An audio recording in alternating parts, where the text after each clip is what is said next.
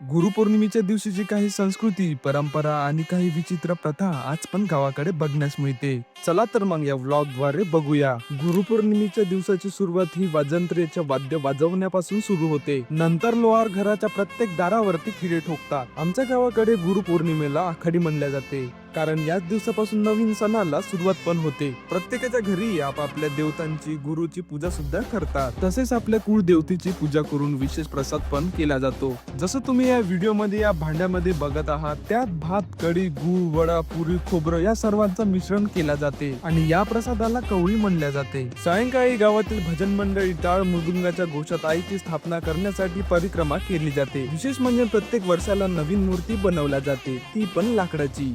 ही अशी परंपरा जी कालांतराने चालत आलेली आहे आणि ते तुम्हाला मी आज दाखवणार. घराच्या मुख्य प्रवेशद्वारात एक खड्डा केला जातो, त्यात लिंबू, काच, उंबरीचं पान, खिळे टाकल्या जाते